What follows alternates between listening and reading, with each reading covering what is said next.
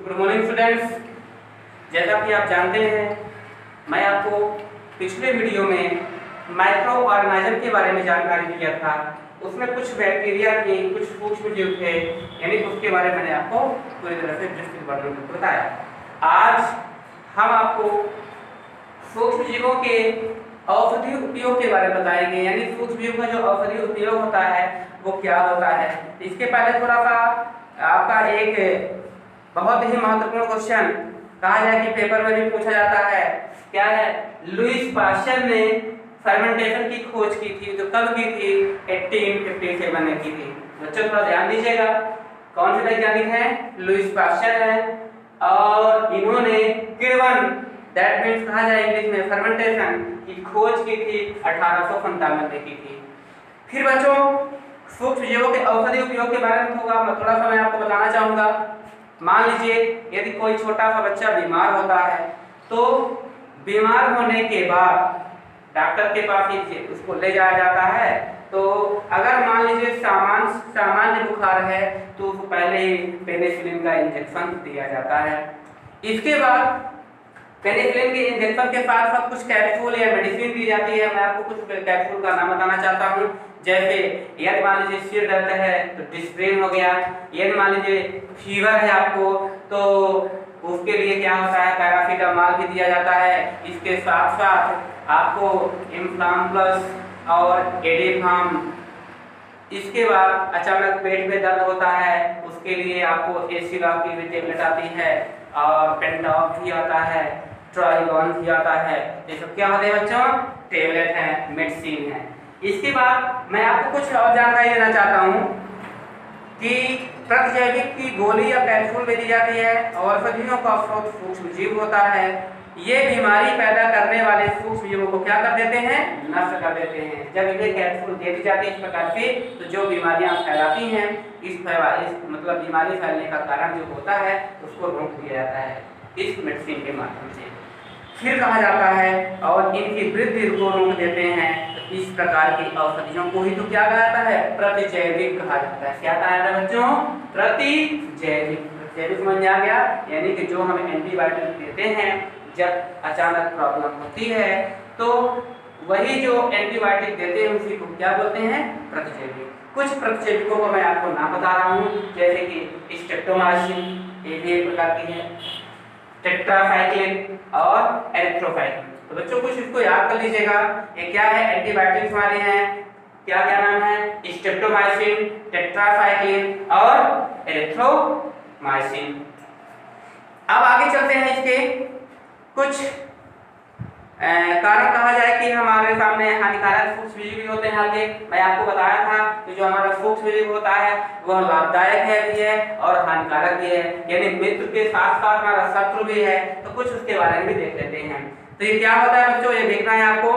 सूक्ष्मजीव अनेक प्रकार की हानिकारक होते हैं, यानी सूक्ष्मजीव होता है अनेक प्रकार से हानिकारक होते हैं। कुछ सूक्ष्मजीव मनुष्यों, जंतुओं एवं पौधों से रोग उत्पन्न करते हैं। यानी कुछ सूक्ष्मजीव ऐसे होते हैं जो मनुष्यों, जंतुओं एवं पौधों से में रोग उत्पन्न करते हैं। रोग उत्पन्न करने वाले सूक्ष्मजीव को रोगाणु कहते हैं। यानी रोग उत्पन्न करने वाले जो सूक्ष्मजीव होते हैं उसी को क्या बोलते हैं? रोगाणु या रोग जनक कहा जाता है। मनुष्यों में रोग कारक सूक्ष्मजीव बहुत सारे होते हैं, जैसा कि मनुष्य रोग उत्पन्न करने वाले सूक्ष्मजीव श्वास, पेयजल एवं भोजन द्वारा हमारे शरीर में प्रवेश करते हैं। मनुष्य के द्वारा अगर देखा जाए तो पेयजल के माध्यम से, श्वास के माध्यम से, अगर मान लीजिए श्वास ले रहे हैं, हो सकता है जहरीले गैस हो या प्रदूषित वायु हो, हम उसको श्वास के माध्यम से ले लेते हैं, तो निश्चित रूप से क्या होता है? रोग कारक हो जाता है, यानी रोग ग्रसित हो जाता है व्यक्ति। जंतु के सीधे संपर्क में आने पर भी रोग का संचरण हो सकता है। सूक्ष्मजीव द्वारा होने वाले ऐसे रोग को संक्रमित व्यक्ति से स्वस्थ व्यक्ति में वायु द्वारा, जल द्वारा, संक्रमित व्यक्ति से यहाँ से रहना चाहिए कि अगर मान लीजिए कोई स्वस्थ व्यक्ति है और संक्रमित व्यक्ति वहाँ पे है, उसके माध्यम से या तो वायु के माध्यम से या तो जल के माध्यम से या तो एक दूसरे के संपर्क के माध्यम से क्या होता है? अस्वस्थ हो जाता है और कायिक संपर्क द्वारा फैलते हैं। इसे ही क्या बोला गया बच्चों?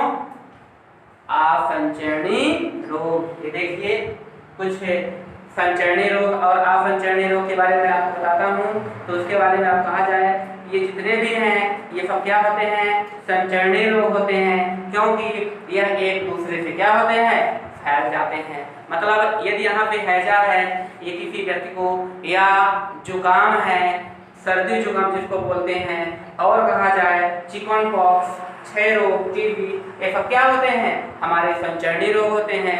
ये एक दूसरे के संपर्क से फैलते हैं। तो बच्चों थोड़ा ध्यान रखना है संचरणीय और असंचरणीय के बारे में, क्योंकि अगर मान लीजिए किसी के पेट में दर्द हो रहा है, तो अगर हम कहेंगे तुम्हारे भी पेट में दर्द हो रहा है, तो ऐसा नहीं हो सकता। यानी जो असंचरणीय होगा ऐसा नहीं फैलता है। सामान्य रूप से अगर आपके शरीर में दर्द है, यहाँ पे हाथ में दर्द है, तो आप दूसरे व्यक्ति के हाथ में दर्द नहीं होगा। क्यों? क्योंकि ये सब क्या होते हैं, असंचरणीय। लेकिन संचरण का मतलब क्या हो रहा है, एक दूसरे से फैलना।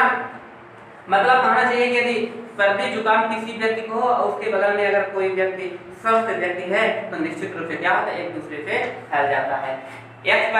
हम कह सकते हैं यहाँ पे जो इस समय का जो वर्तमान समय का जो चल रहा है, तो इसमें यह देखा जाए कि ये कोरोना वायरस आया है। ये क्या किसके अंतर्गत है बच्चों, आप लोग बताइए। एक दूसरे से फैल रहा है ना, हम इसको क्या कह सकते हैं, ये हमारा संचरणीय रोग है। क्यों? क्योंकि एक व्यक्ति को है, अगर हम दूसरे व्यक्ति को टच करते हैं तो निश्चित रूप से क्या हो जाता है, वो फैल जाता है। तो आप आसानी से आप समझ सकते हैं कि जुकाम के साथ साथ हमारा ये कोरोना वायरस भी है। कोरोना वायरस क्या होगा, संचरणीय रोग के अंतर्गत आता है, और एक व्यक्ति से दूसरे व्यक्ति में अचानक टच करने पर ये क्या हो रहा है, फैल रहा है। तो इसके लिए जो आपको लक्षण दिखाया गया है, सांस लेने में एक दूसरे से, मतलब कहना चाहिए यदि आप बगल में हैं और हम भी बगल में वहाँ पे खड़े हुए हैं, टेस्ट तो किए हुए हैं, यदि आपको वहाँ पे पॉजिटिव केस है, तो बगल में खड़ा हुआ व्यक्ति भी क्या हो सकता है, पॉजिटिव हो सकता है। क्यों? क्योंकि उसके संपर्क में आप हैं, 1 मीटर के डिस्टेंस में नहीं है, बल्कि जो प्रभावशील जो लक्षण उसमें दिख रहा है, तो कुछ न कुछ आप में वहाँ पे क्या हो जाएगा, संक्रमित हो जाएगा।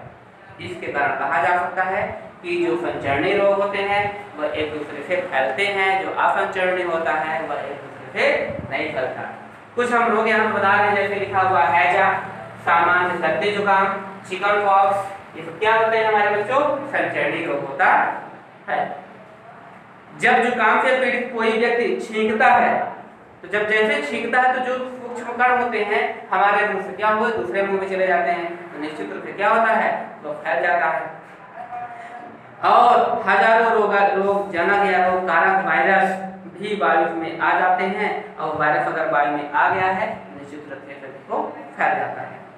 इसके बाद कुछ हम और आगे कह सकते हैं, यानी कि मादा एनाफिलीज मच्छर जो होता है, मच्छर काटने से मलेरिया, परजीवी जो आप सुने होंगे, मलेरिया जो होती है तो किस कारण होती है, मादा एनाफिलीज मच्छर के काटने से। कुछ हमारे सामने चार्ट बना हुआ है बच्चों, मनुष्य में सूक्ष्म जीव द्वारा होने वाले सामान्य रोग। तो मनुष्य के द्वारा जो सूक्ष्म जीव होते हैं उसमें हम आपको ये बताना चाहेंगे कि किस प्रकार से फैलता है।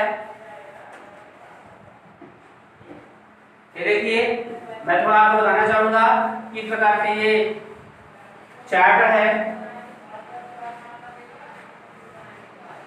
तो देखिए क्या होगा, मानव रोग जैसे क्षय रोग है, क्या बच्चों, क्षय रोग के अंदर क्या होगा बच्चों, ये क्या होगा, रोग कारक सूक्ष्म क्या होगा आपका, ये जीवाणु होगा, जीवाणु।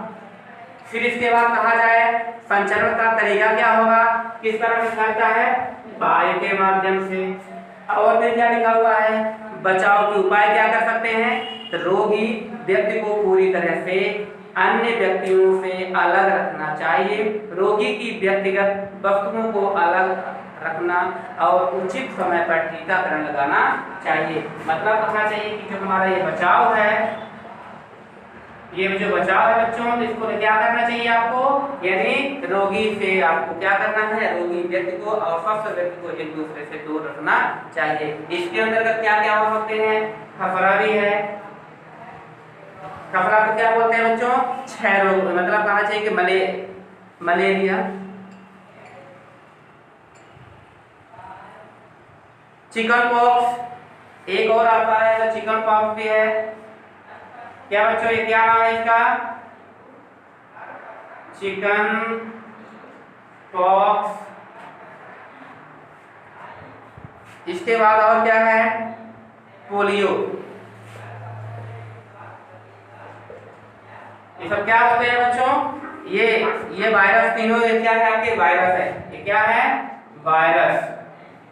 ये भी वायरस है और ये भी वायरस है। संचरण किसके द्वारा होता है, तो वायु द्वारा, संपर्क द्वारा, जल द्वारा। किसके द्वारा, वायु द्वारा, संपर्क द्वारा और जल द्वारा। यानी पोलियो क्या होता है, किसके, असंतुलित जल पीने से, स्वच्छ जल नहीं पीने से क्या हो जाता है, पोलियो हो जाता है। अच्छा, इसका बचाव क्या होगा बच्चों, तो इसको हम क्या कर सकते हैं, एक दूसरे से, क्या व्यक्ति को, स्वस्थ और अस्वस्थ व्यक्ति जो होता है उसको एक दूसरे से दूर रखना चाहिए। इसके बाद लास्ट है आपका हैजा और टाइफाइड। क्या बच्चों, हैजा और आपका ये है टाइफाइड। टाइफाइड जो होता है आपका, ये सब क्या होते हैं, जीवाणु होते हैं। क्या है ये, बैक्टीरिया, जीवाणु, यानी ये क्या है, ये बैक्टीरिया है। और इनका संचरण का तरीका क्या होगा, जल के माध्यम से और भोजन के माध्यम से। यानी ये आपका क्या होगा, जीवाणु आपका क्या होगा, जल के माध्यम से, और ये भी आपका है जल के माध्यम से, लेकिन एक और ये भोजन भी होता है। क्योंकि आपको पता है भीड़ भाड़ में ज्यादा से ज्यादा क्या होता है, हैजा, और इसके हैजा का आपको कारक का नाम क्या होगा, विब्रियो कोलेरी नामक जीवाणु के द्वारा क्या होता है, हैजा। टाइफाइड आपको बताया था, मादा एनाफिलिस मच्छर के कारण क्या होता है, टाइफाइड। थोड़ा सा लास्ट में आपका, अच्छा इसका बचाव क्या होगा, व्यक्तिगत स्वच्छता एवं अच्छी आदतों को अपनाना, भली भांति ताकि भोजन, उबलना, पेयजल एवं टीकाकरण। यानी क्या होना चाहिए कि स्वच्छ खाना खाने से और समय समय पर टीकाकरण करने से इनका बचाव करना चाहिए। एक होता है लास्ट में हेपेटाइटिस ए, नाम सुने बच्चों, हेपेटाइटिस,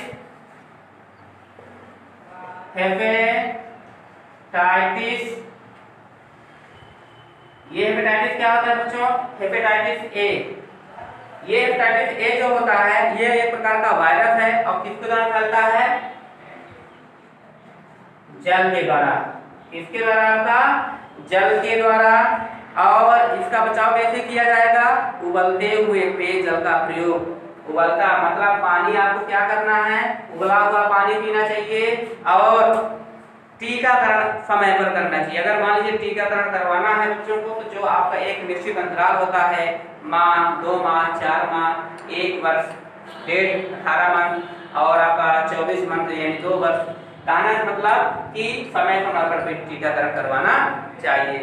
लास्ट में आपको बता ही दिया हूँ मलेरिया के बारे में। एक ये प्रोटोजोआ होता है। मलेरिया किस कारण होता है बच्चों, ये मलेरिया है, प्रोटोजोआ है।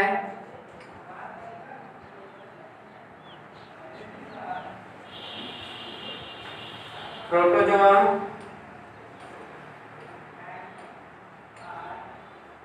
मच्छर के काटने से होता है।